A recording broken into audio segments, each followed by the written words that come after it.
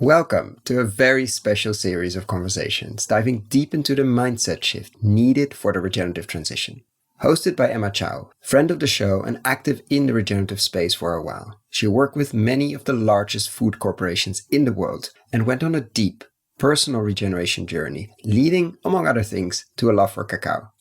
This is the first time we host another voice on the podcast, so I hope you all give her a very warm welcome. Emma, the mic is yours. Thanks, Koen. It's great to be back, and this time in the hosting seat. Through 6 rich conversations with a range of guests, we're exploring the role of the mind. What mindset enables people to serve as regenerative leaders for a radically better food system? What are the common threads across these conversations? Well, we're about to find out. We're looking at regeneration from the inside out. This series is supported by our friends at Stray, who are exploring systemic investing with awe and wonder, as well as our friends at Mustard Seed Trust, who are enabling a transition to a care economy that fosters regenerative food systems. Thanks so much for tuning in. We hope the conversations crack the door open for you and invite you to explore new ways of thinking and embodiment towards a regenerative tomorrow.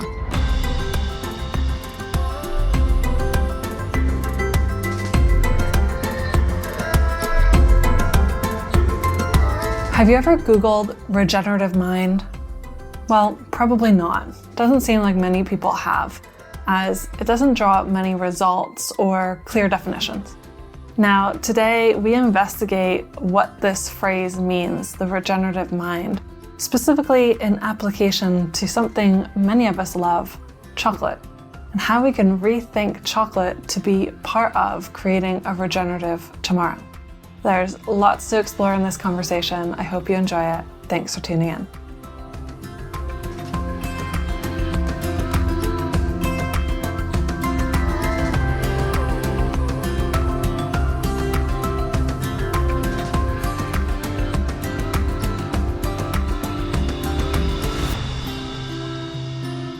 Welcome everybody to the show. Today, my wonderful guest is Laurence Tremblay, the co-founder and business manager of an amazing Guatemalan social enterprise called Cacao Source.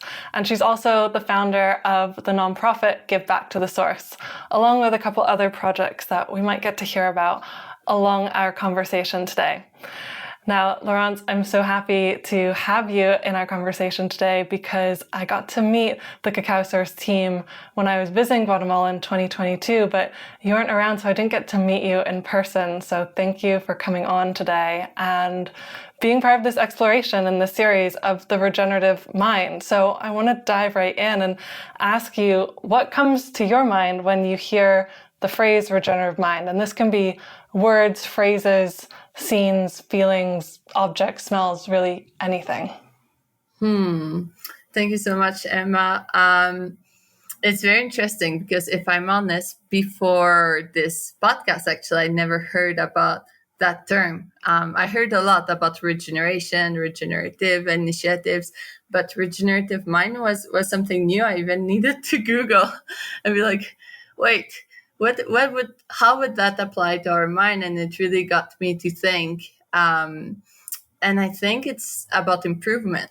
And I think it's what I always love about the term regenerative, especially working with cacao farmers and different farmers all around Guatemala, is the improvement side of it. So the fact that it's not a box to tick, it's not organic. Organic, it's like it has a box where you tick and it has things you need to do. But regenerative is more about the improvement of the soil. So in the mind, I would say it's more about the improvement of the mind. So it's not a mind that you can just tick a box and I'll say, I have a regenerative mind. It's a choice that we do every day of how can we, nurture our mind and see and feel and think more clear.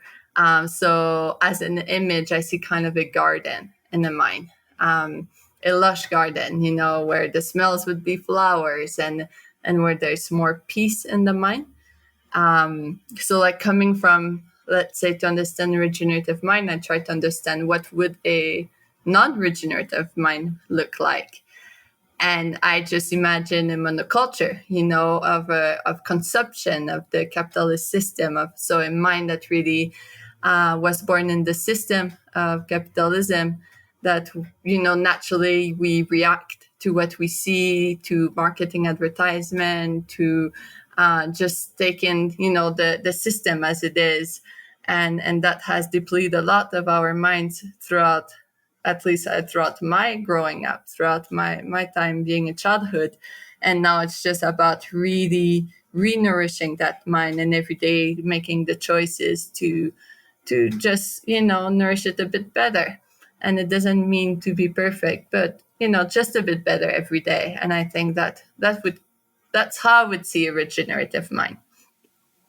I love that. And I want to get into the Googling piece in a second, but what I'm hearing is about this evolutionary approach perhaps, and like belief in there's this unseen potential that keeps unraveling, and discovery, rather than saying we know what the answer is, we put it in a box and let's make a list of things we need to do each time. And thank you for highlighting that this is not a commonly heard or spoken about term, and that's part of the motivation for having these conversations, because mindset is becoming more and more part of the dialogue in terms of how do we see transformation in our entire world, including in food and agriculture, of course, but making the implicit explicit. So that's what this is all about. And I'm curious, when you Googled regenerative mind, what came up? Did anything come up that had some form of coherence? Not necessary. It says a lot about improvement, but I think it's a new term. So it is not something where it gave me the answer to answer you today in this podcast. You know what I mean? So it is just like if we'd have thought of, okay, improvement, and where would that go, and the mindset of it. And that's why I kind of, thought into it. And then I was like, okay, let's first thought what would not be regenerative mind. But no, it doesn't give you the perfect definition, unfortunately. But that's like all things regenerative. There is no clean-cut definition, is there? Exactly. So I also loved this visual that you painted a picture of the garden, and just describing this flourishing, abundant garden. That's what I saw in my mind, and all these different flowers you're describing, and sensory experience. And I think that is a parallel to regeneration of the ecosystems, right? And when we're moving from the conventional monocropping, highly extractive, mechanistic way of farming to one that's working with nature and moving towards abundance through regenerative practices, or production methods, I should say. It's hugely contrasting, that scarcity mindset versus abundance mindset. And I think what we get as a result in the ecosystems too. Is that resonating, or something you've seen in your own experience? Definitely. Like, I would like to push it a bit further, is if, let's say you were doing a regenerative farm. One of my really good friends is in the middle of desert land in Guatemala, and she tried to start a regenerative farm out of literally one of the most degraded farm I've ever seen. It's lots of work, It's not also, we imagine a lush garden, and it's just a lush garden, and it's beautiful. It actually needs to be watered every day, and sometimes you have a pest coming in, and sometimes, it's a lot of work and a lot of discipline. So I would imagine the same with the regenerative mind, where it's not just, butterflies and flowers. It's also, you need to water it, you need to feed it, you need to give compost to it, you need to nurture the soil and all of it. So I think it also means a lot of discipline, a lot of, waking up early, listening to the needs of it, and nurturing it in a daily basis. So it's not, as I mentioned, something you can just do a checkbox and say, okay, now I want a regenerative mind, and that's my action, and now I have one. It's really something that you can never give up on, and you always need every day to nurture that mind. And how, because I've met some people who just seem to have been born thinking and having this sort of mindset, and others who have had a moment in their life that has sparked an aha. And then others, they can't seem to point on what has led them on this journey or this way of thinking, but it's been more gradual over decades even. So I'm curious for you, what made you think this way? I do think it's a gradual thing. I don't think it's like from one day to another, or maybe it can. There's always exception, but at least I think the world is a metaphor, and I've never seen a degraded soil going to through a green regenerative soil from one day to another.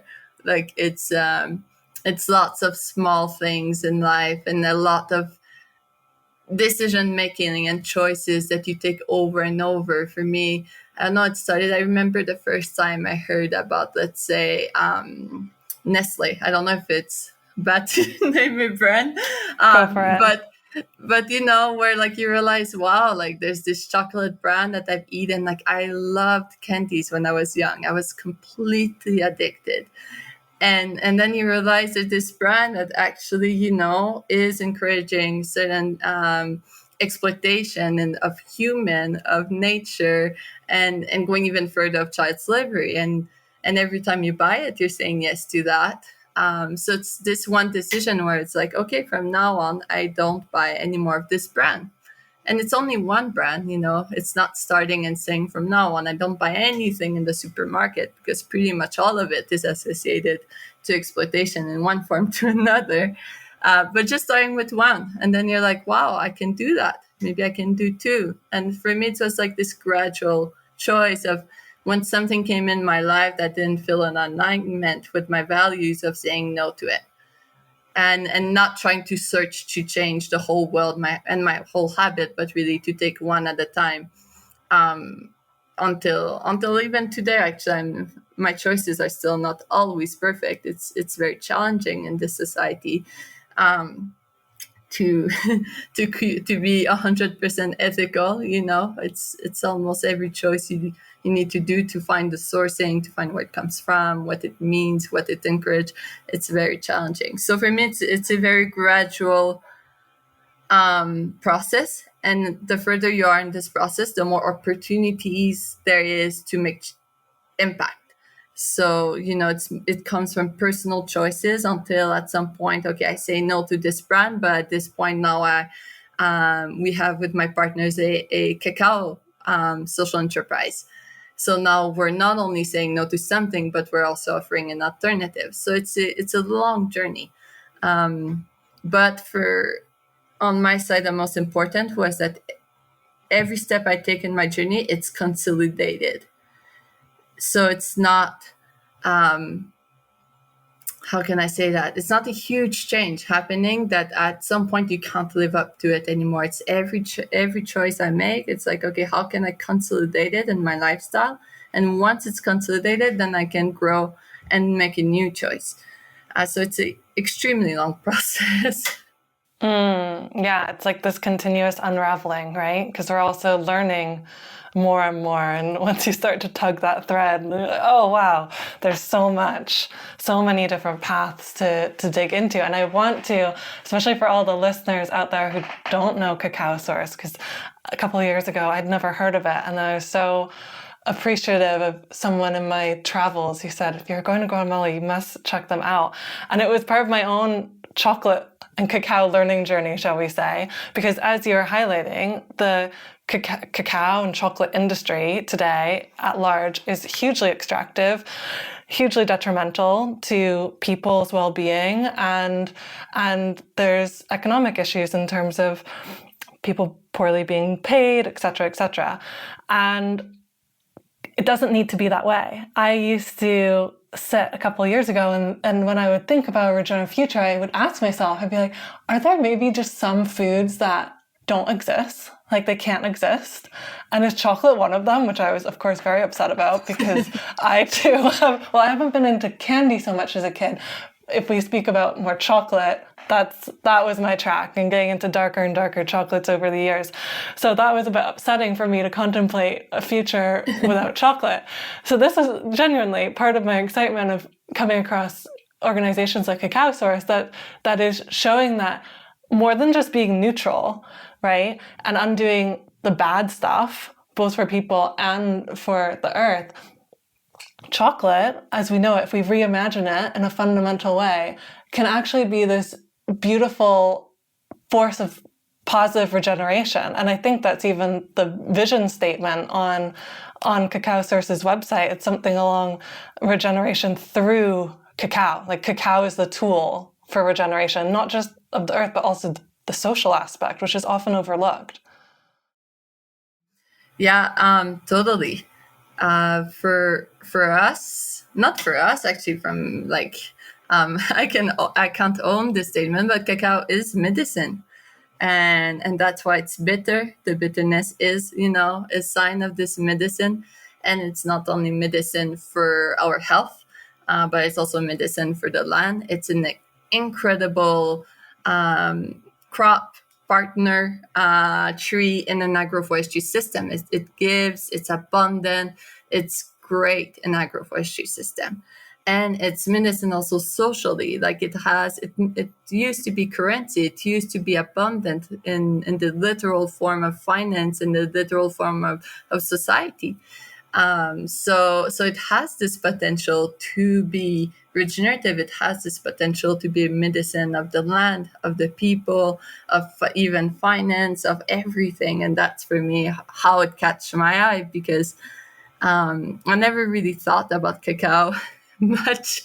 Growing up as a job, I'm from Canada, so of course you don't think about working with cacao trees one day. It's not part of your vision, but I work in social business for almost a decade now, and when I learned about cacao a lot thanks to my business partner Jordan, it was this aha moment. I was like, wait, like we can do business and do good for people and do good for nature and do good financially, without being a charity.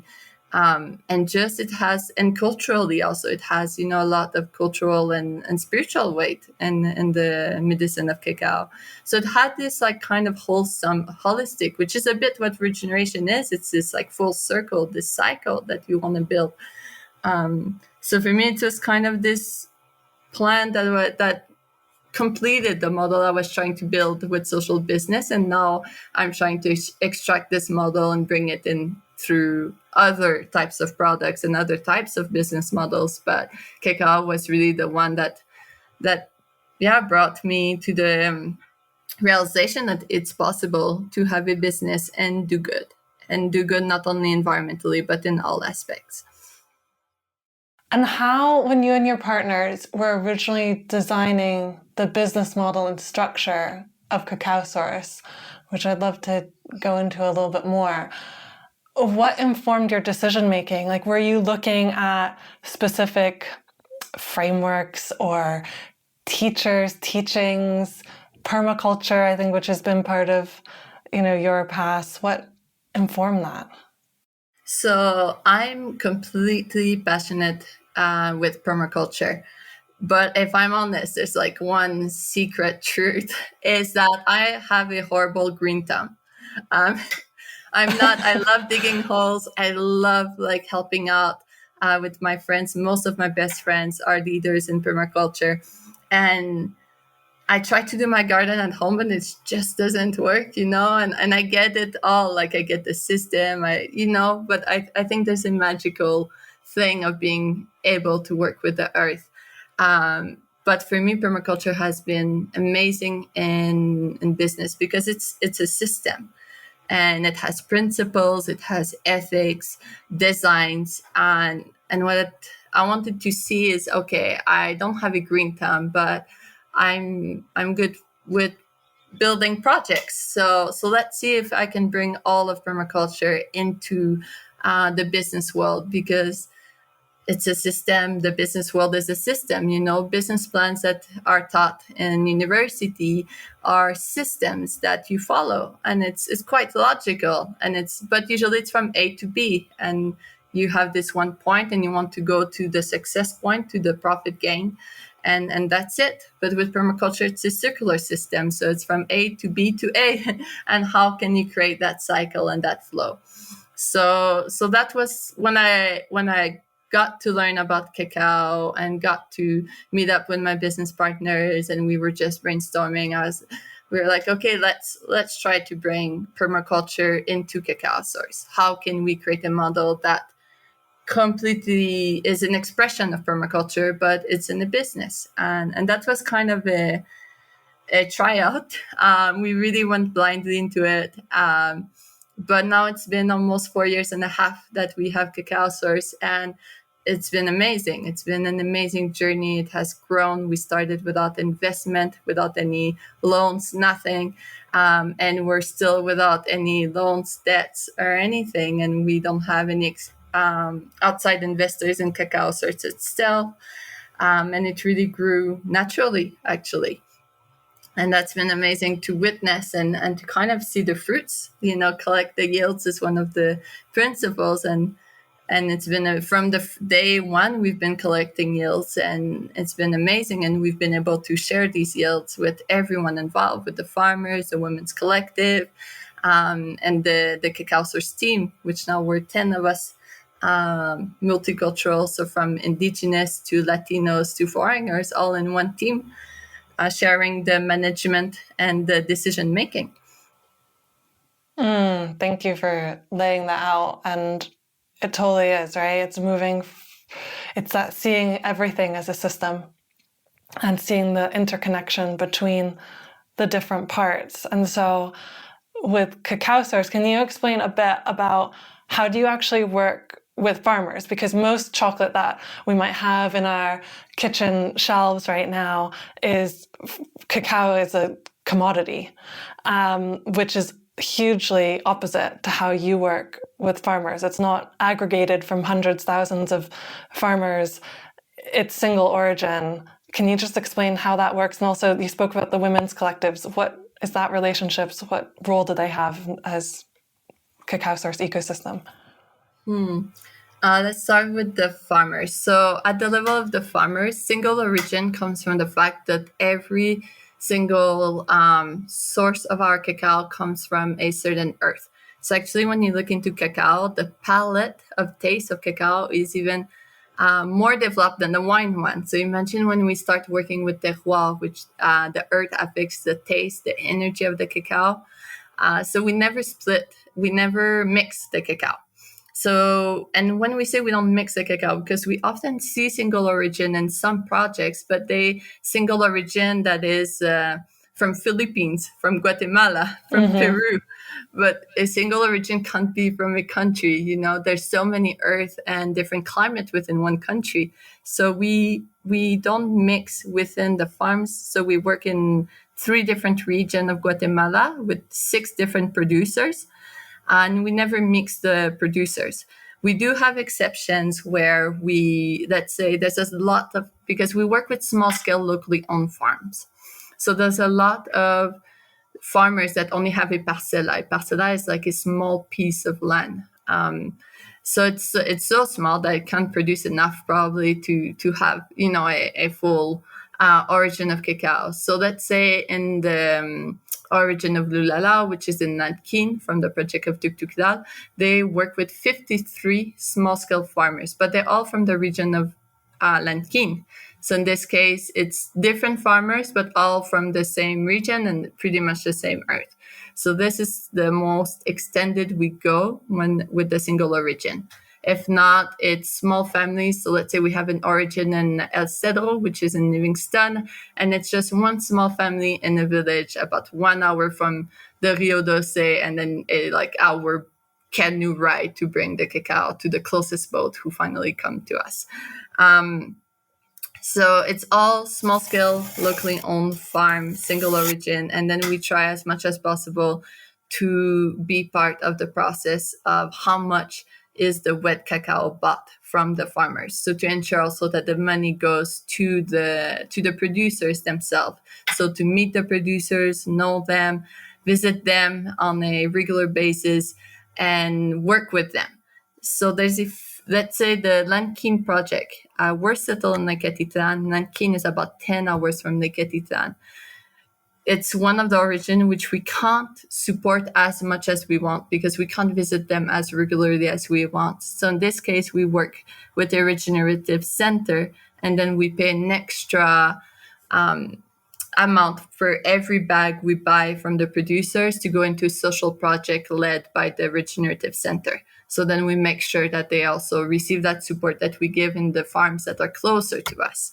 And the same we're doing with the origin in Isabel, which is even further away from us. We work with an NGO called Contour Line. They're amazing. They've planted over 1 million trees across Guatemala. And a portion of the amount we give to the farmers also go to the NGO. So we pay a bit more than what we would pay the farmer. And then we can continue to support that social work that the NGO is doing. And then the third one is in the region of Suchitepeques, which is very close by the Lake Atitan. So the Suchitepeques farm we visit very regularly. We always try to bring different capacity building. We try to develop with them inclusive relationship that is from ecotourism to capacity building to just developing that trust and that relationship and really deepening it and collaborating and hearing and listening to what they have to say and what are their needs and what they want and really including them in the growth of Cacao Source.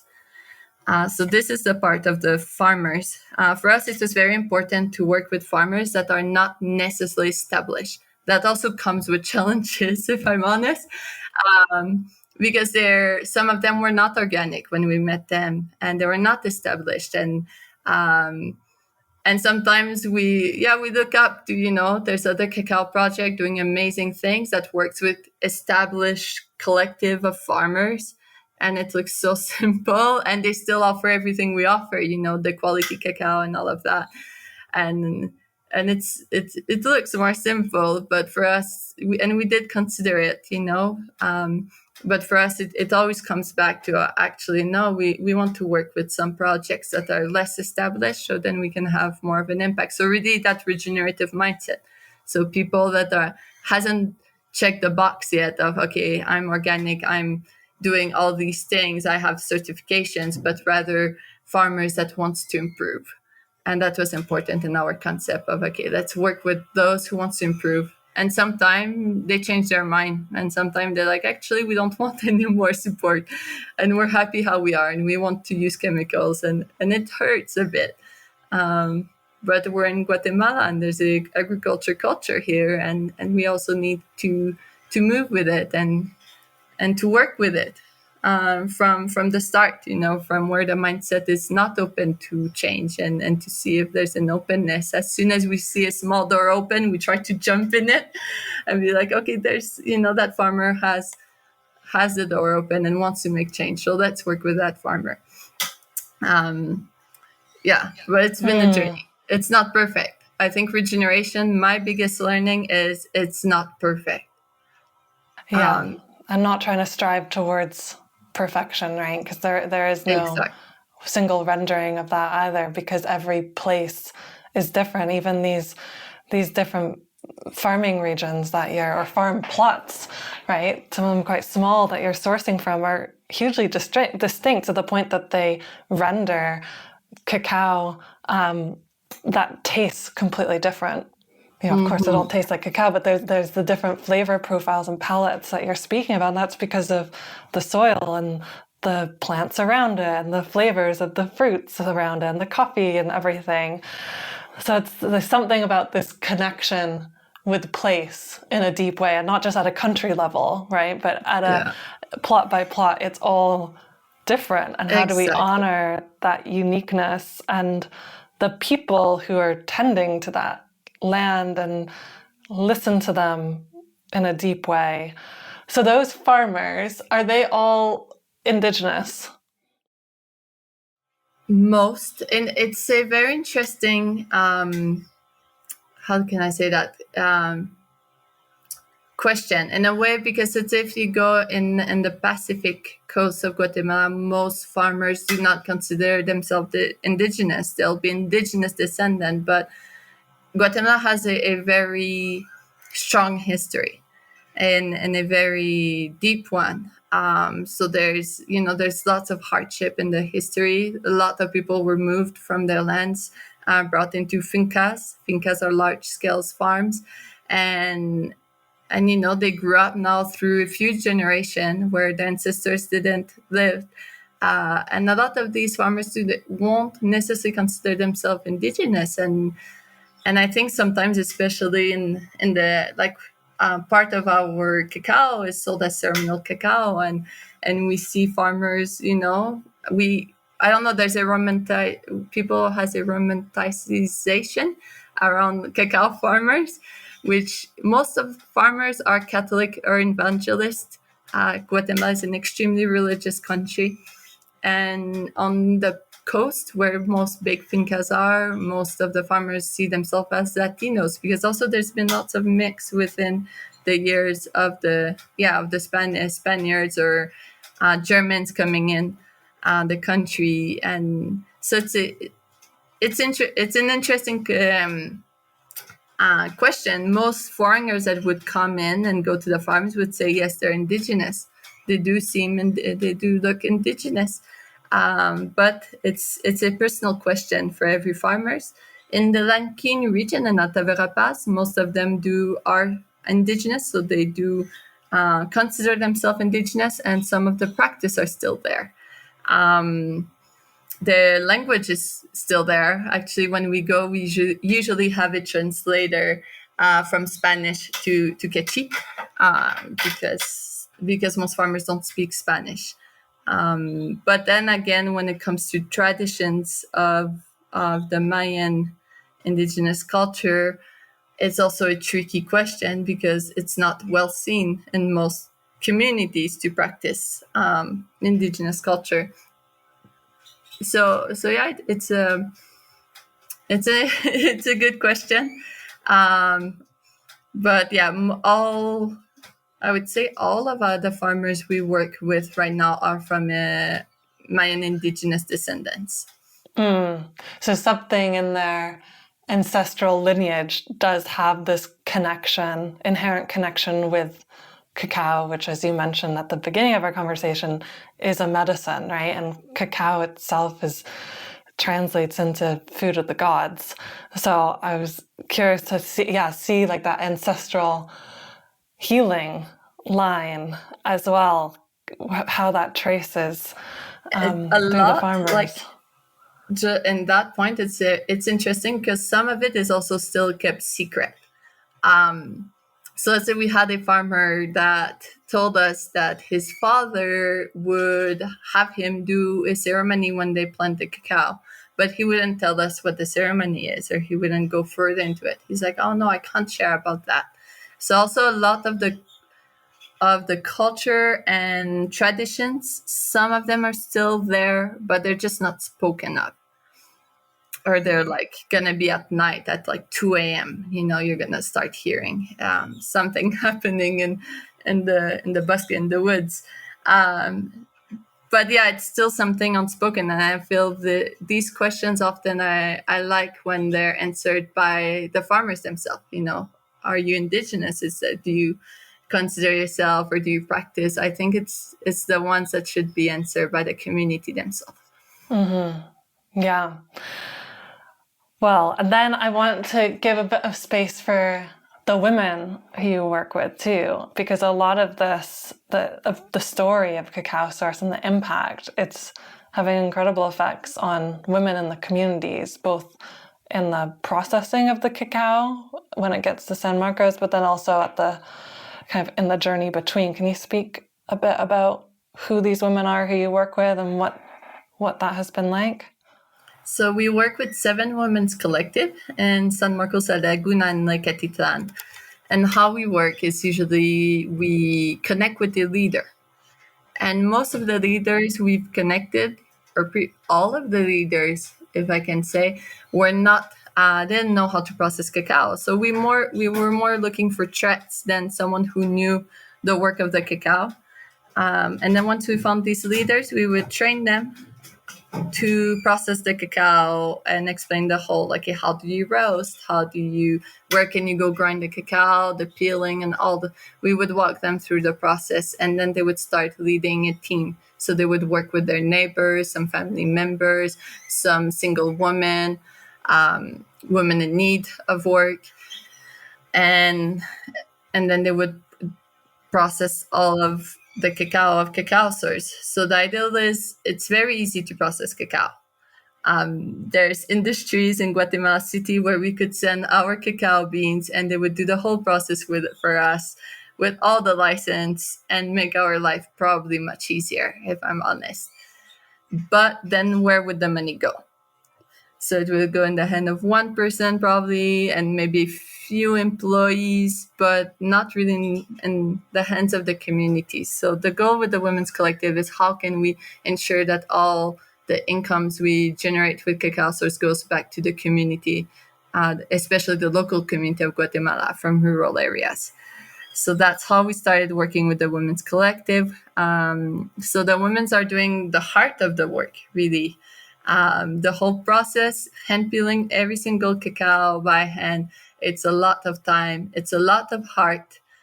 And they're a huge part of what we do. They're part of the team. They're part of the vision of the project. We sit with them. We create meetings once a month with all the women and brainstorm and share.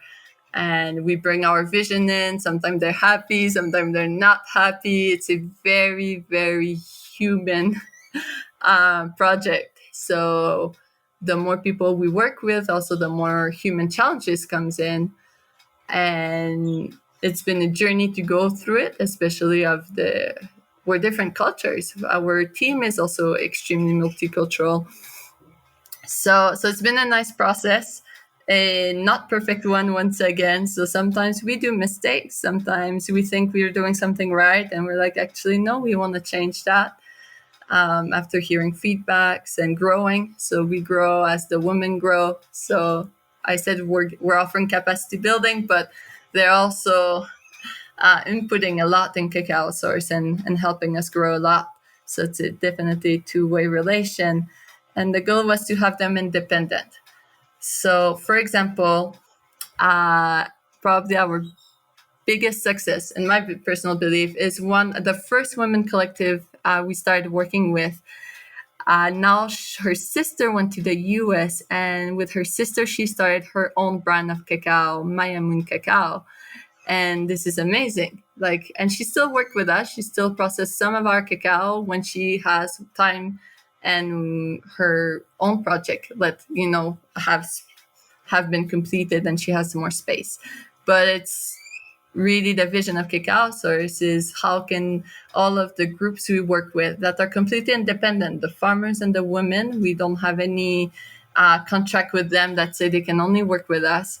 When they become independent, and not only independent in a way where they go work with other projects, but independent where they created their own project and where they're their own boss now, and they have the ownership of a project. They slowly go by themselves, and I hope one day actually that collective stop working with us because she has enough work with her own project and can go on, and then we can train a new collective and we can keep going like this. So that's been amazing to see that progress, and definitely learning experience for everyone in our team, and probably also for the Women's Collective of having that collaboration that is always evolving. It sounds a lot like so much of this is for you as a team, especially building that value system to appreciate learning and leaning into that process, because it is, as you're describing, a big process. And it's one thing to shy away from it and say, this is our plan, this is how we're going to do things, and off we go, and really not look back. And it's another to take everything step by step and build in those moments to look at things critically, to name what could we have done better, as you were saying. And there's something that I'm hearing as you speak around the ownership and the distribution of power, which typically, in the world we're in, it's often very centralized and very hierarchical. And in what you're describing, it sounds much more distributed and nodal, to the point where you celebrate someone in the collective innovating and coming up with their own business in a very entrepreneurial way. Yeah, no, definitely. And in the team itself, so in the permaculture model, there in the ethics, they're the fair share. And for us, it's been very, very important to follow this ethics. So in the team of Cacao Source itself, my salary is not the highest one. And we're talking a difference of 115 probably dollars. I'm trying to do the translation in dollars, with the management team that are composed of indigenous and Latinos. We pretty much have all the same salary in the Guatemalan salary system. So that we are foreigner, Latinos. When I refer to Latinos, I mean people from Guatemala City. And indigenous, I mean people that still speak the indigenous language and are from an indigenous community. We split salaries depending of hours of work and responsibilities and experience a tiny bit. So usually after a year, we raise the salary of like $100 a month, something like that. But if not, everyone is on equal salary. So that's, let's say, our three main managers of Cacao Source. We have one that is from Europe, one that is from Guatemala City, and one that is from San Juan La Laguna.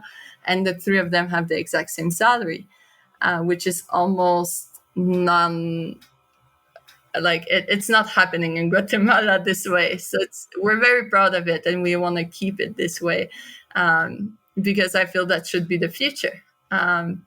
So yeah, it's been a journey also as a foreigner in Guatemala to let go of certain comfort to be able to live and have the integrity with this model. But that also means less traveling. That means, thinking twice before going to the restaurant and things like that. But that's also the reality of most people in the country I decided to live in. Yeah. Wow, it's super interesting. And just because through our discussion now, we've been going in all sorts of different areas, which has been so good.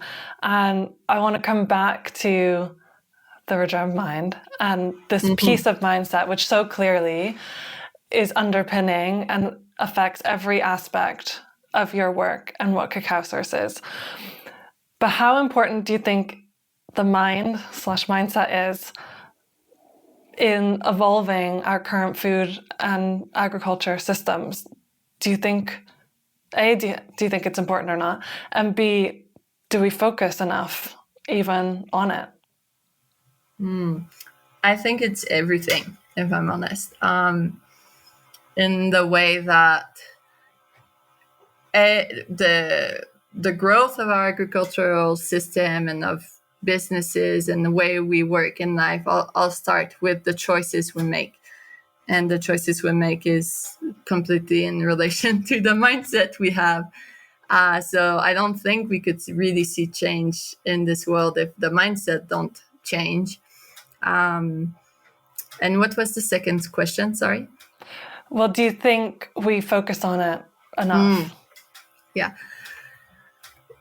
Good question. I think it really depends from where we're from and what path we take. I come from public schools from Canada, so no, I don't think we do. I think there's been a lot of growth in that field in the last years. When I speak with some family members that work in the education system, I feel they brought more diversity in the school system and what is prioritized in a society. But I think it's just the beginning. And there's a lot of it that is very scary to explore as a society, because that would mean letting go of certain comfort. I don't believe we pay enough for food. I don't think it's a privilege to pay more for food. I feel it's a choice, and certain food give more nutrients So then it's choosing nutrient food over quantity of food. And if you eat less but better, you need less food. So actually financially it comes back to a similar amount you need to pay for the month. So I think it's a very scary road to take as a society, to really look into it and really question our mindset, question our choices, question our growth, where we want to grow towards. Do we want to find technological solution to keep doing monoculture, bringing more GMO in, to keep having huge production for minimal cost? Or do we want to change that? Because when you look at the farming system, it's not working. It's not working anymore. You look in India, there's a huge crisis with suicides of the farmers because they lost hope in the system. You look at Guatemala, and there's a huge immigration towards America because they also lost hope in the system. So I think we're at the point where we need to take care of our farmers, and we need to start valuing the work they do if we want to continue to eat well. And nourishment of the mindset is also nourishment through food. Everything is connected. Having healthy, good, nutrient food really help a good mindset. If we feed well our body, our mind, it's happier. We can also then make better choices. So everything is connected, and it's where to start. And are we ready to start? I love that.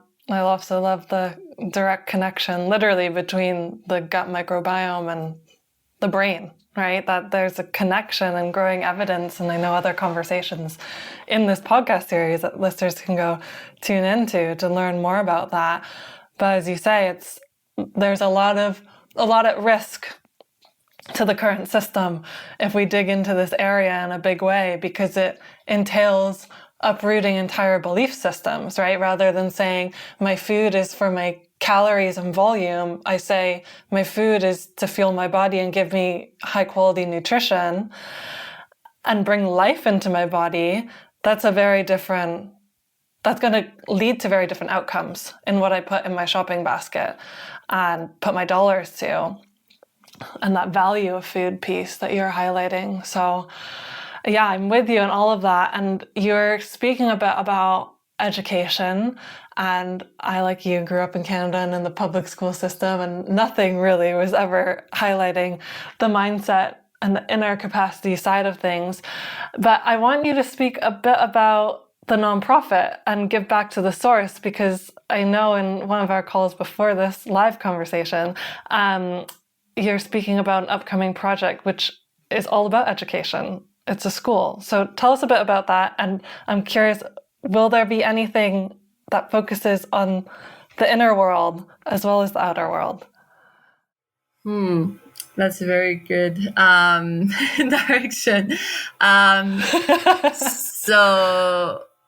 So when we started working with Cacao Source, we pay well the farmers, much above the fair trade price, which I don't believe is a good price. But I also don't believe what we pay our farmers is a good price. But we live in a market where everyone wants the cheapest and have the most for the cheapest, And beyond the fact that we pay above the fair trade price, it's really to look at the farmers and say, can they go out of poverty with the payment we give them? Because the fair trade price in Guatemala, farmers can't go out of poverty with it, especially nowadays where diseases and pests are increasing, and every year they lose a larger percentage of the harvest due to these diseases and pests. So what can we do, And we're already paying so much, and we're probably one of the most expensive cacao in the market right now, without any profit gain on the shareholders. So we never touch any profit, and everything goes back to the community or the growth of the impact of the project. So what do we do, as a company, knowing that, yes, we're supporting the farmers more than most project in the region, but in my belief still not enough to have a true impact and to really see that independence I spoke about from the Women's Collective, where they could start being start their own entrepreneurial journey and get out of poverty by themselves without, outside foreign help. And that's what we want to see with the farmers. So after 2 years, I believe, of working with Cacao Source, of developing the project, that's where we decided to open the NGO Give Back to the Source. At first, we looked for an NGO where we could just donate part of our profit, but there was not necessarily one NGO working in the region of Suchitepeques, where most of our farms are. And they were not, like you have an idea of the needs. Let's say after a few years of working in the fields, you see certain needs, and we couldn't find really that project that answered directly these needs we would see. So with Give Back to the Source, the idea was really, okay, let's jump in and let's create a project that not only supports local farming communities, women empowerment and so on, but also that connects with consumers. Because our biggest challenge with Cacao Source is not necessarily on the local side here in Guatemala, where we put most of our energy, but more on the international side of understanding the value of food. So if you don't pay the right amount for your food, someone else pay, and then the question is who does? And most often it's the farmers. So people see a discount at the supermarket and they're like, yes, only $1 for that chocolate bar. But that just means that the farmer got less, It's not the big company that will have less food, less income. So with the NGO, the goal is, give back to the source. So it's really closing that cycle and empowering consumers and businesses to take that responsibility of closing that cycle. So to give back to the rural community. And then with this income, with these donations, we're able to work directly in the rural communities. So far, we've worked with a group of indigenous women in capacity building using bamboo as a material. So they've learned bamboo artisanal during a 1-month training. And we're about to build a center, eco-artisan center. So the goal is really to collaborate with women, include women in the regenerative movement so that they bring value into regenerative yields of their local environment. So this brings more value to the organic regenerative yields. So then it brings a market to it. So farmers, it's to be a farmer, you need to be an opportunist. You need to see where there's a market. If not, you can't survive. So a lot of farmers, when they see there's no more market, they cut down their yield and they plant a new one. So what we want to see is to start valuing the regenerative yields or organic yields. So then farmers see an opportunity in it. So they want to join that movement. Because they don't have the privilege to just be like, let's try an agroforestry system and give it a try, because they need to bring food to the table of their kids. So the NGO was really about, okay, how can we bring more value to these yields so farmers want to pursue these yields, and how can we include women? Because right now women in most rural Guatemala do not work, and they're not involved in the economy of the village. So we're speaking about a huge level of poverty in rural communities of Guatemala. And then you notice that women are not involved in the economy. So what if women would be involved in the economy? That's 50% of the population. So the goal is really to involve women and to value regenerative agriculture. And so with this, so part of it, and correct me if I'm wrong, but part of it is around like this diversification of skills and just having skills that can bring women into economic activities. And then what I guess, what's the impact? Like, what do we see happen when money starts to go into women's hands? Well, that's also in-depth conversation, especially in Guatemala. We could have a whole podcast on that. Yeah, exactly. Guatemala has, 36 years of civil war in the country, where abuse against women were in a certain way part of the culture. And this only stopped in 1996, so not that long ago. So a lot of the people we work with was part of that time. And a culture this big and this impactful doesn't go away from one day to another through peace treaty. So Guatemala is ranking on one of the highest country with femicide, women abuse, and you name it. I'm a woman. That's definitely a cause. It's out of the it's part of regeneration in a certain way, but not agriculture one. So it was also a way for us to work with that team, which is a hard one. So bringing money in the hands of women also means economical empowerment. So if you do not have money and in your household it's not going well, it's very, very hard to get out of it. Most of abuse against women in Guatemala are not going to court, there's no punishment for it. Not so long ago, they tried to put a law where if a man would rape a woman, the sentence of a woman taking an abortion would be higher than the sentence of the man who raped a woman. So it's a very challenging time to be a woman. And just bringing the economical freedom in the hands of the woman can change the future of the kids also, because often women, it's proven that they're most likely to manage the finances for the benefits of the family before men. Of course, there's exceptions. Of course, there's amazing men out there. But there's studies who shows that there's just more impact generally when the money goes in the hands of the women. And then it also allows them the freedom to choose, which for us is very important. So all the workshops that we're developing right now, the goal is that the women are independent from the NGO, are independent from Cacao Source. So yes, it was an initiative from Cacao Source, but the whole NGO is built for independence of the local community. So then they can choose with who they want to work, when they want to work, how much they want to work, because they also have needs at home. When we bring economical activities in the hands of women, it's not that they're doing nothing. Women are working extremely hard from morning to night. So that just means that they're doing one more thing. So it's even more work. So now they're just having more work in their hands because they're going to keep doing the cooking and the cleaning and the dishes and the care for the children.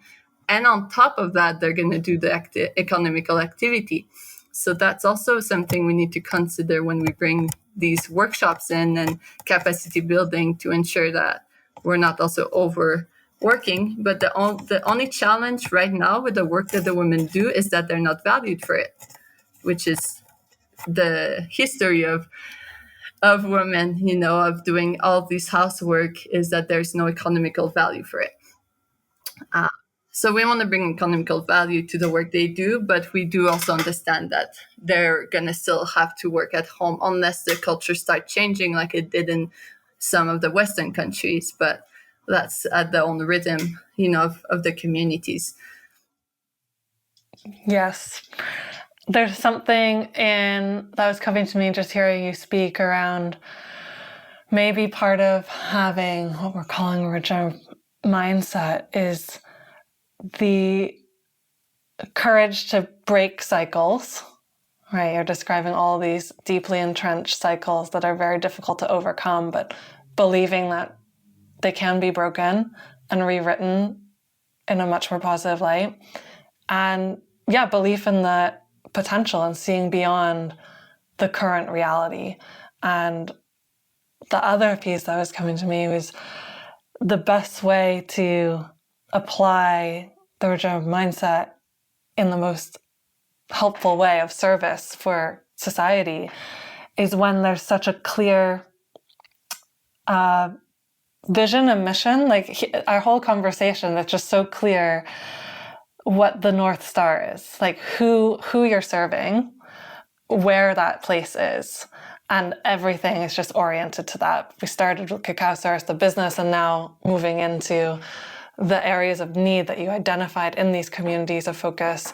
And therefore, this concept of this NGO, which is not a typical concept, right? Having this goal of independence for the community to own, emerged from. So I just want to share what was coming through on my side, listening to you speak. Thank you for that. Thank you. Yeah. Now we've dug deep into Cacao Source, the nonprofit, and now I know you also have other projects. You don't need to go in depth, but can you just share? Yeah. Because we're talking about diversity, and this is part of it, right? This is coming to me. It's like, is part of it, again, breaking out of the cycles of like, you have one job and that's what you do, and you work for one organization and you work 9 to 5. Yeah. But maybe something different is part of having a regenerative mindset. Tell us. For sure. Like, first, I need to say the NGO, the ideal came from also diversifying the channels of Cacao Source in a way where I'm like, what if happens if the market of cacao crash? Which right now, it's I don't know if you saw it, it's moving a lot. It's getting actually higher than it never did in decades. And it's a very uncertain one because of diseases and pests. So I was like, what if that happens, and what will we do with all the communities we work with? And part of the permaculture is really diversity yield. It's making sure you want to create resiliency in the impact you have. So the NGO was also a way to create that resilience in the work we do, to ensure that if the market goes down, that the community and the work we do don't only rely on it, and we don't just, okay, goodbye, and then we walk out. And part of it also, so that led us also to our newest, one of our newest project, which is Ecoeducation, Ecoeducación in Spanish, and it's a school. We've been working in partnership with Tropica, which is a new project in Cacao Source, and the owner was generous from the first time we met her. She's the one who donated the land for the Eco Artisan Women's Center, and she's also an investor with her land in that project of the Ecoeducation. And the goal is to create a school, pretty much regenerative initiatives, that comes from natural building to bamboo, cob, adobe, you name it, to going to agroforestry, permaculture, and to cacao research. Because as I said, cacao is going to start facing more and more challenge, and we want to be prepared for it. How do we do pest and disease management in the most healthy way for the environment and people? So we want to go deeper into this. We want to build this school. We built a business plan about a year or two ago, and ever since we've been waiting for the right person, right, or people to come in and support that project, because it's a long-term project. It's, for me, probably going to be my life work. And yeah, we really want to go deeper into it. It's a social enterprise, so it's not going to be in an NGO model. We want it to be in a circular economy model. So part of the school will be serving diverse people from all countries, Guatemala, Latinos, but through courses that are going to be have a cost. And the other half of the year is to train and offer education for the local community in regenerative initiatives. So my partner, for example, is a bamboo architect, and there's not that many people from Guatemala who knows how to work with bamboo in construction. So part of the school would be to answer that need. So what if we have more people who knows how to build with bamboo? That's a whole new world for Guatemala, and has a lot of potential. And it's the same with cob and earth building. It was part of Guatemala's culture until there was an earthquake, and the houses didn't have foundation. But the community didn't relate it to the foundation challenge. They related it to the earth building challenge. And now there's a cultural thought around earth building that it's not sustainable, especially for Guatemala, because there's huge risk of earthquake. Not risk, there's a lot of earthquake all year long. And it's very scary to have a cob house or adobe house, because you're afraid that it's going to fall off when there's going to be earthquake. But actually there's solutions to that, and we can still do natural building, especially now that we're starting to use bamboo, which is extremely flexible. So earth and bamboo works well. And same with permaculture. So when we speak out doing courses, we don't want to give permaculture courses to the community. We want to also identify cultural bridges, which would make more sense to bring certain initiatives to the community. Because if you ask someone who lives on the day-to-day to learn about permaculture, probably he doesn't want or she doesn't want. It's not a priority. The priority is to bring food at home. But how can we bring this concept and adapt it culturally that it becomes something that is useful and has potential to bring an income for the community? So that's more the direction we're going. So because we say accessibility, and often I work with foreigners, which are like, I bring my offerings accessible. I give it free for the community. But it's not culturally accessible. It's not intellectually accessible. Like, it doesn't fit the needs of the community. So most people will never join. So you'll still only have foreigners in the course, even if it's free. So we want to change the way of offering these courses, that it makes sense, that it can be used in the day-to-day of someone from Cacao or the surrounding farming communities. How can you diversify land? How can you use your small plot of land and make an income out of it? And just start brainstorming. But first is really sitting down with the community. Like, now I'm just assuming some of the needs, but a big part of that school will just be sitting down with community and hearing what they have to say and hearing what they want and what they need from what they think they want and they need. That's the most important. And then creating courses that answers these needs and desires from the community we work with. All about the context, isn't it? Tailoring to the context. And yeah, again, a parallel to what I've learned in my journey around what does regenerative food production, for instance, look like. It looks completely different in place to place, depending on the context. So it's taking that same sort of principle and saying, well, how do we do that for everything? Every sort of initiative or solution or problem we're trying to solve. Because it just wouldn't, it would seem in my ears like almost disrespectful and out of place to just swoop in and be like, here's permaculture. Have you heard of this? What it's like for millennia, their ancestors have been applying those principles, but in their own unique language and indigenous ways on this land that they know and they stand on, they're from. So yeah, it's so important. I want to switch gears and ask my favorite question that I'm asking all my guests, which is, if you could do one thing tomorrow to help as many decision makers and investors in food and ag develop their inner capacities towards a regenerative mindset, what would you do?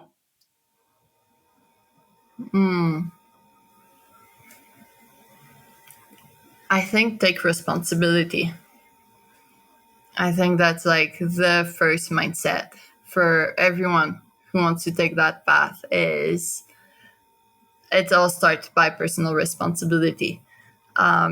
So if you're an investor, if you're building something, what you do counts. And if you take responsibility and you see a challenge and you're like, I'm also part of that challenge. It's not the system. It's not the others. I'm also contributing to it. How can I change that? And how can I make sure that my money, my time, and my ideals goes towards the right direction to what my values are? Because everyone I meet has amazing values. We just don't live up anymore to them. So it's just about taking responsibility for that and taking the first step and say, okay, what do I value the most and where am I not living up to that? And let's go that way. So something that would trigger these people to take on that responsibility. And yeah, I think that I agree with you. There's been this, at large, I feel at least, collective deterioration of even what values are, and coming back to that. And I know growing up and coming back to school, I remember in classes now that I think about it, we did talk about like, what is character and how do you behave behind closed doors?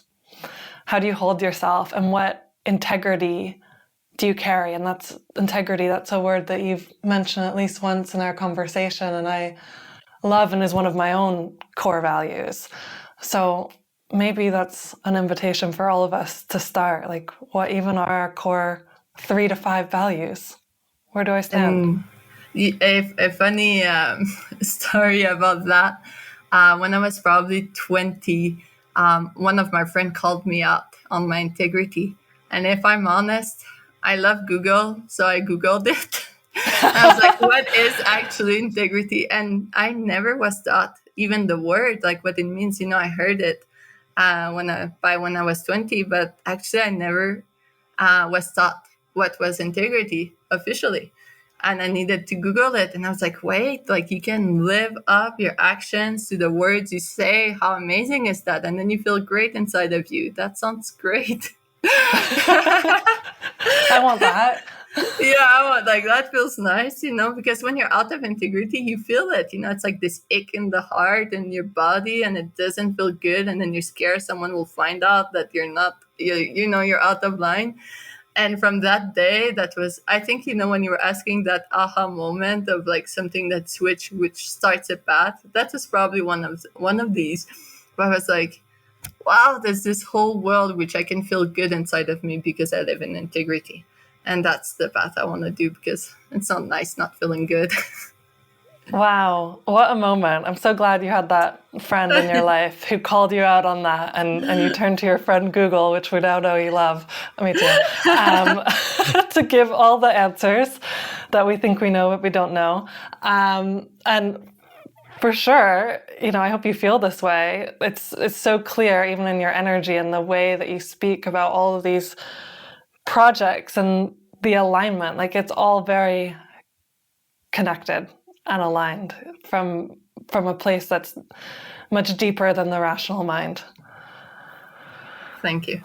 So be proud of yourself. Well done. I'm so grateful personally for your work at a selfish level, because while we've been speaking, I've been enjoying my cup of ceremonial cacao all the way from Guatemala, which is such a treat. And I think that's a great place for us to end on. So Laurence, thank you so much for all your time. Thank you to the birds in the background that we've been getting to hear as well, if that's not edited out and people get to hear. Yeah, thank you so much, and good luck with all your many projects. Thank you so much. And thanks for the time, and even, like showing interest in what we do. I think that's means a lot.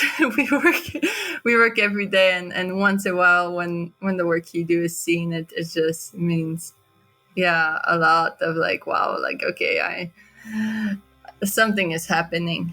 So thank you so much for taking that time and wanting to hear that story, and your appreciation for Cacao Source and what we do. I look forward to keep connecting with you, Emma. Of course. I'm glad we could share the stories with many new ears of all the listeners today. So thank you. Sweet.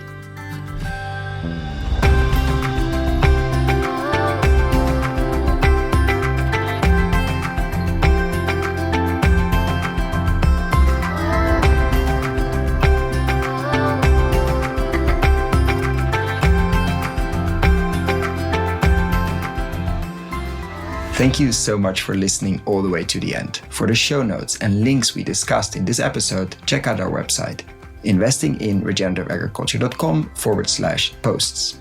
If you like this episode, why not share it with a friend or give us a rating on Apple Podcasts? That really helps. Thanks again, and see you next time.